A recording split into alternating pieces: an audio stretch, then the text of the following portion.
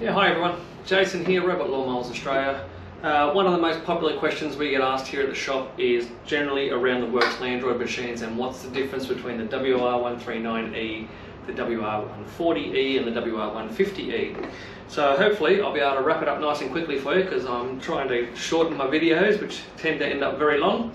I'll run you through just essentially the difference of the machines, not so much about what the machines are about, but just the differences between each machine.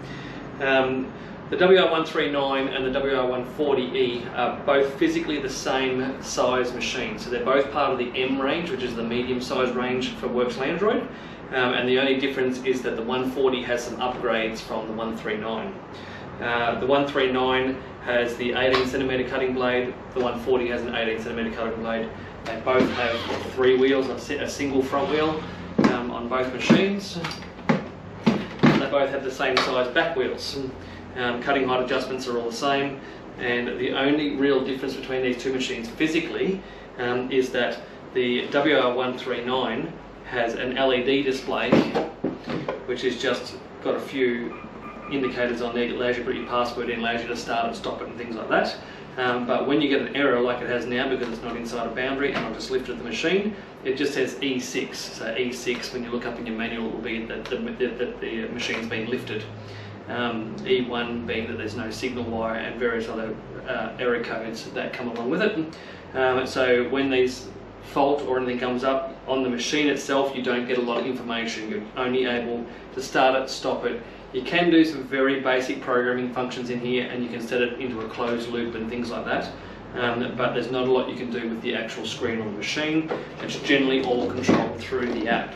Now the app is exactly the same for both machines, so don't be fooled that one's better than the other. The app is exactly the same, and all the functions in the app are exactly the same with these two machines. So all the programming ability is all exactly the same from one machine to the other.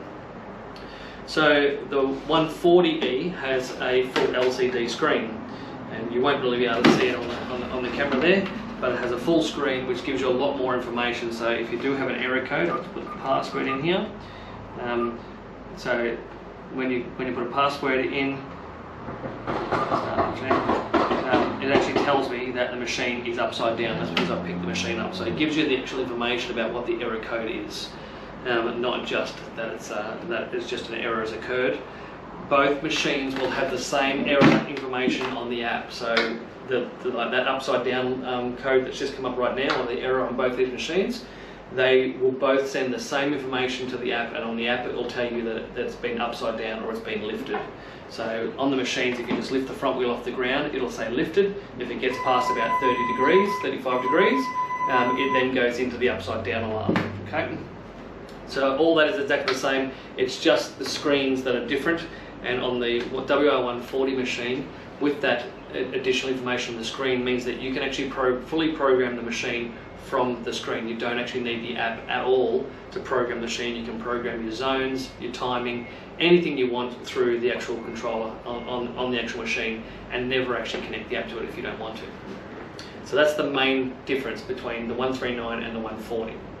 So the other differences between the two machines, between the 139 and the 140, is the battery size. So the battery in the WR139 comes with a 2 amp hour battery like this one, very small tool battery, that allows this machine to run for 1 hour thereabouts. Sometimes a lot more, sometimes a lot less, depends on your slopes and how thick your grass is.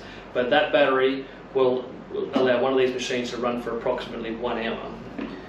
The WR140 comes with a 4 amp hour battery, twice the size of the 2 amp hour battery, and it runs the machine for twice as long. So this machine will run for 2 hours, this machine will run for 1 hour.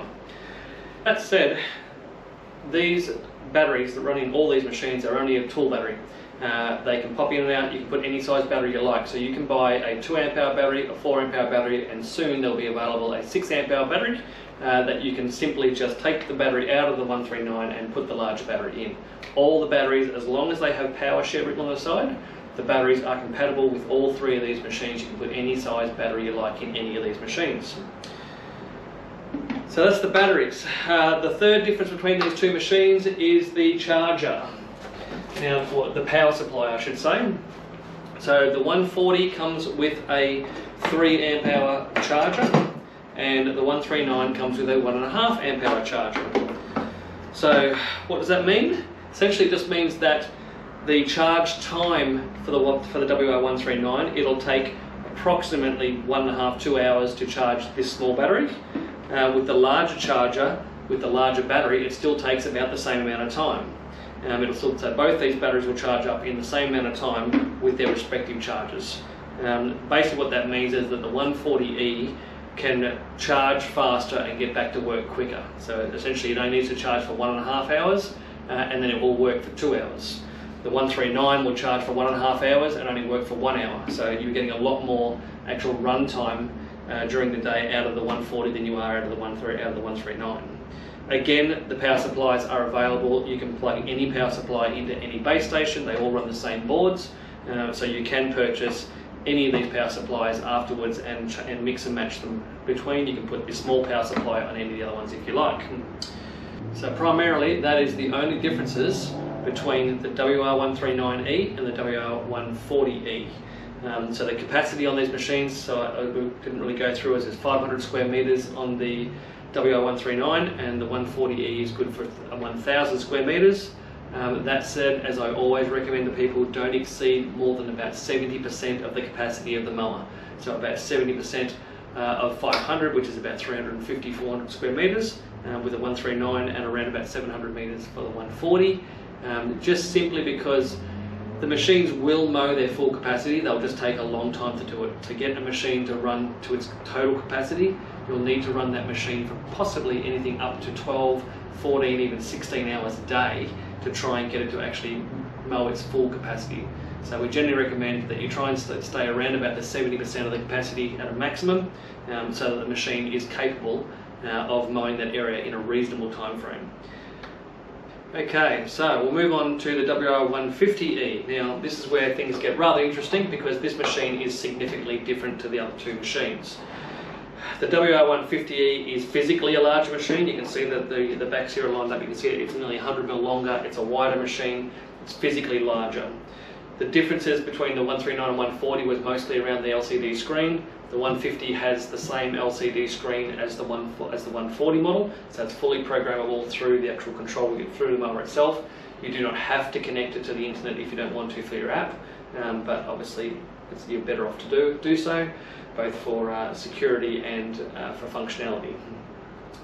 The height adjustment is still exactly the same. It's located slightly different on the machine, but the height adjustment is still the same.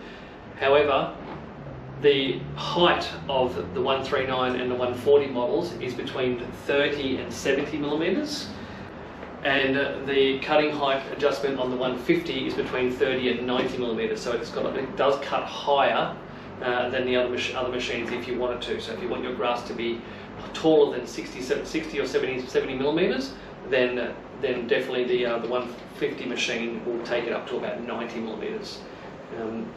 In Australia, that doesn't particularly mean a whole lot because most people want their grass cut around somewhere between 30 and 50 millimeters.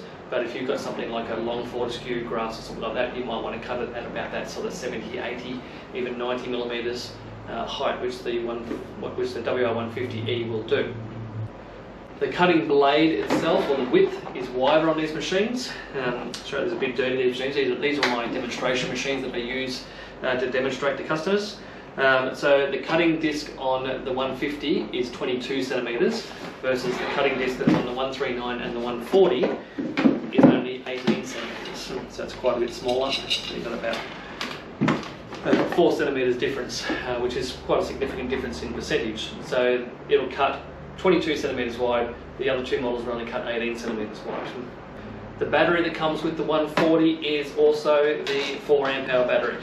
So it's the same size battery as what comes in the 140 model, and the charger is also the 3 amp charger that comes, which is the same as the 140 model. So this machine will run for approximately 2 hours. It's slightly less than the 140 machine, but it's still rated around the same 2 hours because it is physically a larger machine. One of the other key differences, if you note underneath, is that they have 2 front wheels instead of 1 front wheel, and the front wheels are also quite a bit larger. These ones I believe are 90 millimeters versus I think they're 70 millimeters on the other machine. So you've got larger front wheel and 2 front wheels, which really does make quite a significant difference when you're trying to actually run these guys over uneven surfaces, and if your ground's a bit lumpy and bumpy, then these guys will traverse over lumpy surfaces a lot better without fault than what these guys will. Basically, once you get a single front wheel machine caught in a small hole, then that wheel falls back in the hole. The machine generally can't get out of that. These guys, if it goes over a small hole over one wheel, the other wheel will support the mower and it will go across without any issues whatsoever. And you might notice that the rear wheels are actually quite significantly larger as well. So these rear wheels here, I believe, are 22 or 21.5 centimetres. So it's about 22.5 centimetres. These wheels are 24.5 centimetres. So there's an extra 2 centimetres in diameter on the wheels. So they're significantly larger wheels, front and back, and it's got 2 wheels at the front versus 1 wheel. One of the other differences that you don't see, but is physically a difference inside the machines, is that the WR140E machines run a larger gearbox and motor for the travel on these machines, and they also run a very strong planetary gearbox between that motor and wheel, which has also got a clutch feature in it, so if it does get stuck it actually clutches, much like a battery drill when you hold the chuck sort of thing, so it doesn't actually put too much stress on the actual motor itself. So the drive motors in these guys are bigger and stronger than these machines here. Bigger wheels, more wheels, wider cutting blade, but other than that they really are physically quite similar in regards to the battery size, the charge types, the programming, and again the app is exactly the same. The only one other difference that these guys do have is that the cover on these guys here is actually a floating cover, and this front cover here actually does slide back and forward. And obviously there's a bump sensor switch inside there which it senses. So these machines do physically have a bump sensor switch at the front, so when they do bump into something, there's a switch there that actually tells it that it's bumped into something. The 140 and the 139 both use the torque in the drive motors to know if it's bumped into something, so it uses the strain against the wheels to know that it's actually bumped into something and to reverse it and go the other way. Both systems work absolutely fine. There's really I haven't seen any particular issues with either of these systems in how they work. The capacity of the WR140E is 1500 square metres, but again, like I said before, with the 70% rule, you generally only want to take that up to about 1100, 1200 square metres for it to mow efficiently. I do have some customers that are mowing 2000 square metres with these machines, and they don't completely keep up, but they can do the job if they're working around the clock. When it comes to the cutting times of these machines, not something I probably should get into in this video, but just as a general rule of thumb, you generally want your mower to mow the entire area 3 times a week during summer when you've got high growth. And to calculate that, you want to look at basically how many square metres per hour the machines can cut. Now, the WR139 WR140 are both the same physical machine. They both cut approximately 45 square metres per hour. And the 150 cuts about 85 square metres per hour, so it does cut through nearly twice as much grass in the same amount of time. So to calculate roughly how much time per week your robot will need in the lawn, and this really does go for pretty much most mowers, is that you simply take your square meterage, so let's call it 200 square metres, and you look at the coverage per hour, these guys being 45. 200 square metres will take approximately 4.5 hours to mow, and you multiply that by 3 in summer and only by 1 in winter, and probably by 2 during the intermediate months in spring and autumn. So 3 times that, so you're looking at approximately 12 to 13 hours per week for these mowers to actually mow 200 square metres, whereas this guy mowing 200 square metres at 85 square metres per hour, you're only looking at about, say, 2.5 hours times by 3, so you're only looking at about 6 to 7.5 hours for this machine to do the same job as these guys. So it will knock out the area much quicker. It is a much more robust machine. So if you are crossing up and trying to determine whether the actual 140 is actually going to be physically capable of doing your yard, for the extra money I do highly recommend that you go to the 150, just pure and simply because of the larger wheels, the 4 wheels, and the drive motors that are in these as well.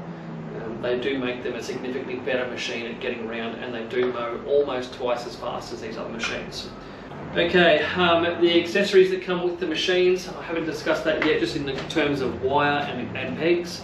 The 140 and 139 machines, they come with this green wire The 139 comes with 130 meters. The 140 comes with 180 meters of this green wire.